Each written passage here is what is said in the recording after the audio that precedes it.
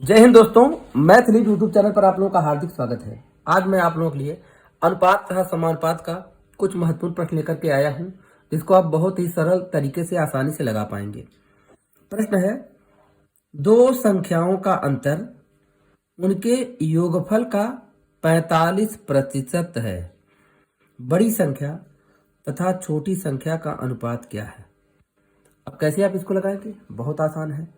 यहाँ देखिए, कह रहा है दो संख्याओं का अंतर और दो संख्याओं का योगफल। तो आप मान लीजिए, माना दोनों संख्याएं ए व बी हैं। माना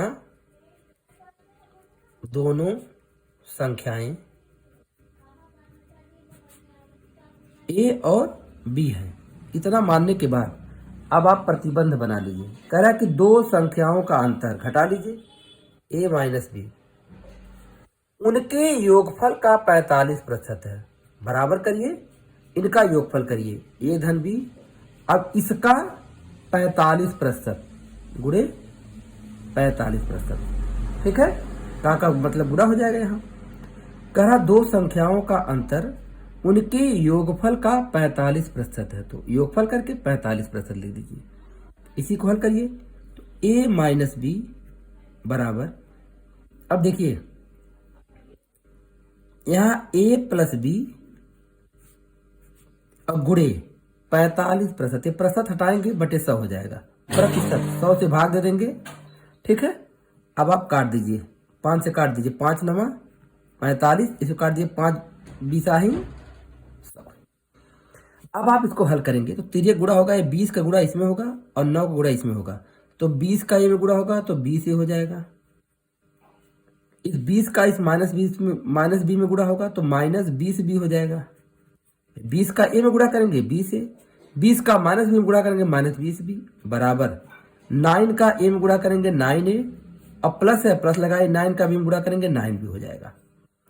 अब ए को लाइए बाएं पक्ष में, तो देखिए 20 ए बाएं पक्ष में आएगा ऋण 9 ए, इसको 95 कर दिए, बराबर 9 बी आया जाएगा, धनात्मक हो जाएगा 20 बी, ठीक है। अब आप इसको हल करिए, 20 ए में से 9 ए घटा देंगे तो 11 ए हो जाएगा, बराबर 20 बी में से 9 बी घटाएंगे, यहाँ देखिए तो जोड़ है, तो 20 9 29 बी हो जाएगा।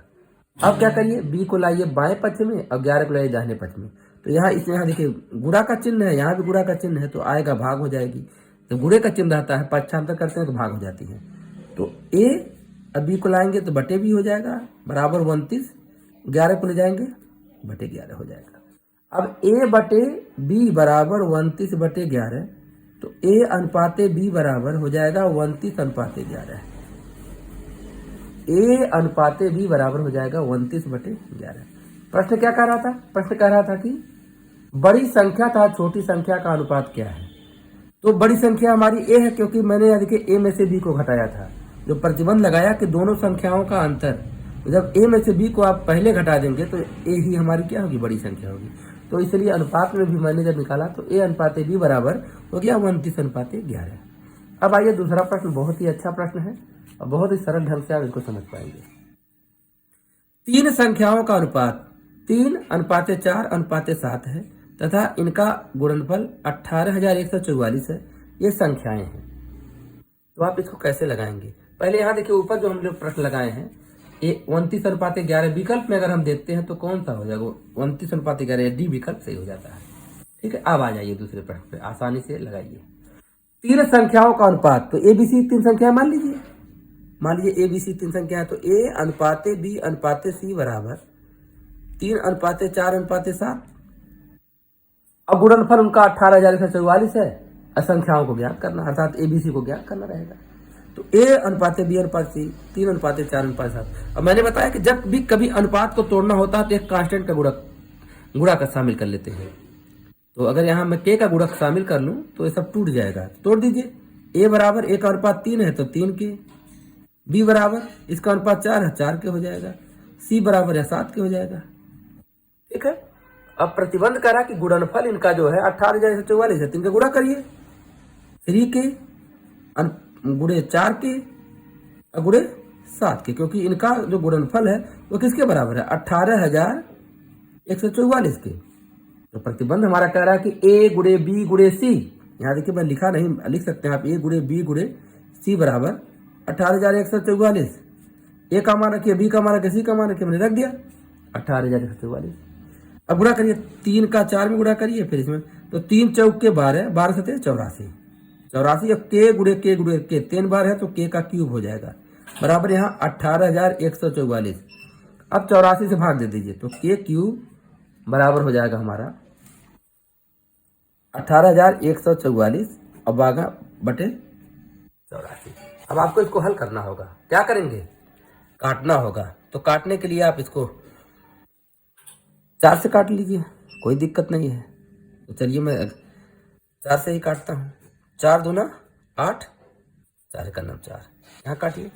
4 चौक के 16, 2 18, तो 20 हो जाएगा। 4 पचे 20, 1 बचेगा 14, तो 4 3 12, 2 24 हो जाएगा। 4 6 24, अब 21 हो गया। अब तो आपको पता है कि किससे कटेगा, 7 से भी कट जाएगा। 7 से काटिए, 7 3 21, इसको काट दीजिए। 7 6 42, 3 45 33, फिर 7 4 28 और 33 था, घटा देंगे तो कितना हो जाएगा, 2 3 5, 7 बटे 56। अब 3 से काट दीजिए, 3 दूना 6, 3 करम 3, 3 जक 18, तो के क्यूब बराबर मिल गया हमको 216। और आप 216 को 6 का क्यूब लिख सकते हैं, क्योंकि 216 इक्वल टू क्या हो जाए, 6 गुणे 6 गुणे 6, 6 36 छक्का 216, तो 6 पे 3, तो यहाँ से हमारा के निकल जाएगा। के बराबर, अब घनमूल ले लेंगे, तो के क्यूब बराबर 6 का क्यूब, तो एक क्यूब हट जाएगा, के बराबर 6। जब घनमूल लेंगे तो एक क्यूब हट जाएगा, तो के बराबर 6 निकल गया। जब के 6 निकल गया तो हम संख्याओं को निकाल ही सकते हैं। कैसे, अब यहाँ देखिए, ए बराबर क्या था, 3 के था। अब ए बराबर हमारा देखिए, ए बराबर 3 के, तो ए बराबर 3 और के का मान 6, 6 3 18। बी बराबर 4 के, तो 4 और 6 के का मान 6, 6 चौक के 24। और सी बराबर कितना है, 7 के है, तो 7 गुणे के का मान 6, 7 6 के 42। तो ए हो गया 18, बी हो गया 24, सी हो गया 42। 18 24 42 देखिए हमारा सी में मिल रहा है, इसको हम सही कर देंगे। तो इसी के साथ ये वीडियो समाप्त हो जा रहा है। पसंद आया तो लाइक शेयर कमेंट करिएगा, चैनल को सब्सक्राइब कर लीजिएगा। धन्यवाद।